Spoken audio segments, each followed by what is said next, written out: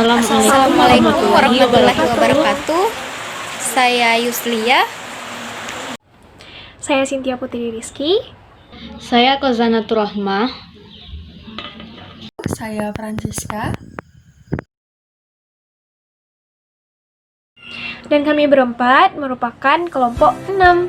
Pada kesempatan kali ini kami akan membahas mengenai pendidikan biologi berbasis karakter dan ESQ. Apa itu pendidikan karakter? Udah sering dengar tapi belum tahu. Yuk kita bahas. Untuk mengetahui pendidikan karakter ini, pertama kita harus mengetahui definisi dari nilai dan karakter. Pertama adalah nilai. Udah sering denger dong apa itu nilai? Nilai ini diartikan sebagai seperangkat keyakinan atau perasaan yang diyakini sebagai suatu identitas yang memberikan corak khusus kepada pola pemikiran dan pola perasaan, ketertarikan maupun perilaku dari seseorang. Jadi nilai ini bukan cuma soal uang ataupun berapa skor ujianmu ya, tapi nilai ini lebih daripada itu. Dan karakter diartikan sebagai seperangkat sifat yang selalu dikagumi sebagai tanda-tanda kebaikan, kebijakan, dan kematangan dari moral seseorang. Menurut KBBI, karakter ini merupakan sifat-sifat kejiwaan atau akhlak budi pekerti yang membedakan manusia satu dengan manusia yang lain. Jadi manusia yang satu dengan manusia yang lain itu memiliki karakter yang berbeda-beda. The essential thing is not knowledge, but character. Hal yang terpenting, yang paling esensial itu bukan tentang pengetahuan, tapi bagaimana karakter kita. Itulah yang dikatakan oleh Joseph Leconte. Selanjutnya yaitu pendidikan nilai dan karakter. Pendidikan nilai sendiri didefinisikan sebagai suatu proses mendidik dan juga belajar yang dilakukan oleh siswa dan juga dilakukan oleh guru yang bertujuan bukan hanya mencerdaskan siswa dalam hal pengetahuan, namun juga mencerdaskan sikap dan tingkah laku dari seorang siswa.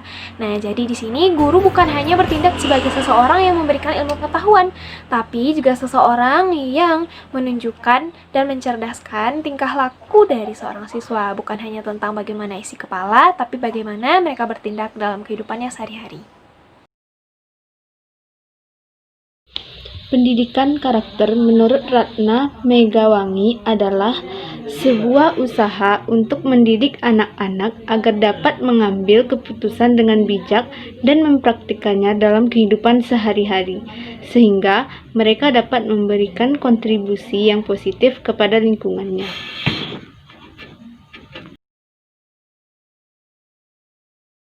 Selanjutnya yaitu pengertian ESQ.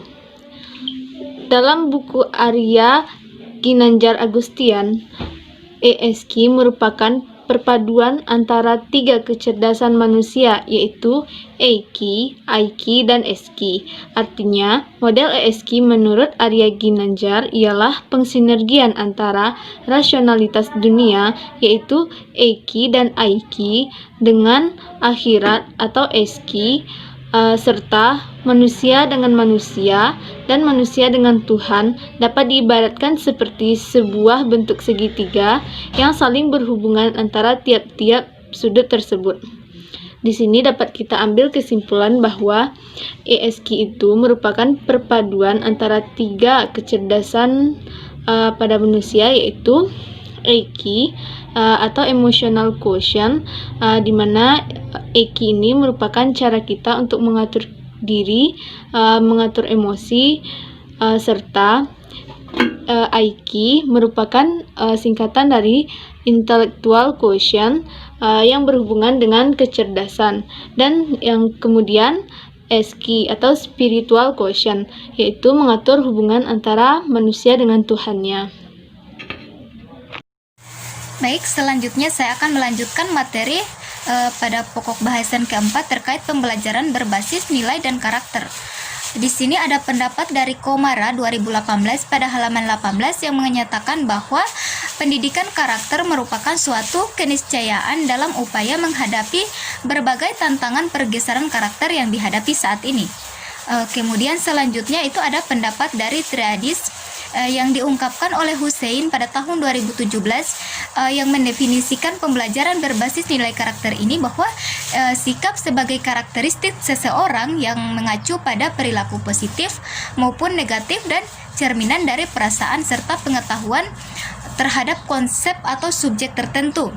Nah, karakter yang berhubungan dengan segala hal yang berkaitan dengan penampilan maupun hubungan seseorang dengan lingkungannya itu bisa diterapkan dalam pembelajaran yang mana dalam pengembangan model pembelajaran karakter akan menjadi salah satu solusi permasalahan kemerosotan moral dan akhlak generasi muda serta dapat menjadi ujung tombak perbaikan karakter generasi muda Indonesia melalui implementasi dalam pendidikan. Kemudian pokok bahasan selanjutnya itu adalah pembelajaran berbasis ESG. Di sini ada pendapat dari Licona pada tahun 1992 yang menyatakan terkait pendidikan karakter berbasis ESG dan ESG dilakukan melalui pengembangan 3 komponen karakter yang baik. Sebagaimana pendapat dari Licona ini yaitu moral knowing atau pengetahuan tentang moral, kemudian moral feeling atau perasaan tentang moral, dan moral action atau perbuatan moral. Hal ini diperlukan agar anak mampu memahami, merasakan, dan mengerjakan sekaligus nilai-nilai dari nilai-nilai kebajikan. Kemudian menurut Licona juga moral knowing ini terdiri dari 6 hal. Yang pertama, moral awareness atau kesadaran moral, kemudian knowing moral, feeling pengetahuan nilai-nilai moral, kemudian perspective talking atau pengambilan perspektif, kemudian alasan moral, selanjutnya pengambilan keputusan, dan yang terakhir itu adalah pengetahuan diri.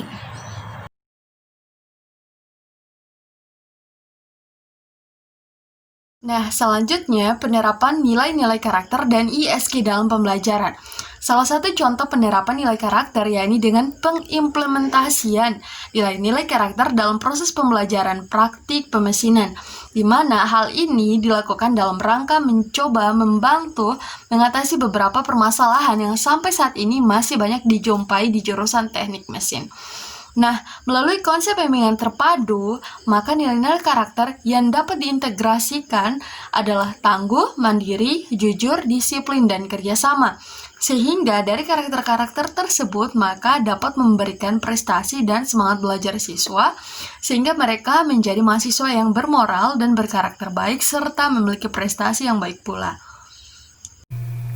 Penerapan lainnya yaitu diantaranya membaca doa dan Al-Quran sebelum memulai belajar dan doa majelis setelah belajar, menerapkan jam belajar yang tepat waktu, menerapkan atau menanamkan nilai kejujuran, menanamkan kemandirian dengan tugas berupa proyek atau lainnya, dan masih banyak lagi. Untuk itu diharapkan tambahan dari teman-teman, kakak-kakak mengenai penerapan dari nilai karakter dan ESG dalam pembelajaran ini. Selanjutnya, perancangan pembelajaran berbasis ISG dan nilai karakter.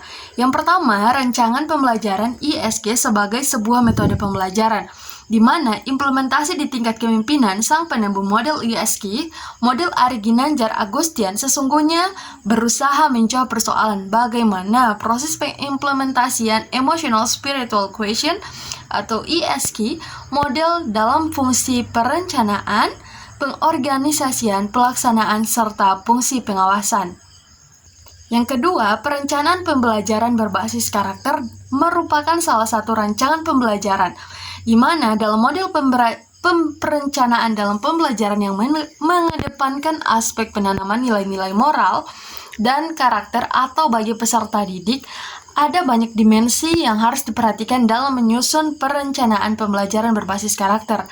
Dan perencanaan pembelajaran berbasis karakter sangat bermanfaat bagi stakeholder pembelajaran karakter tersebut.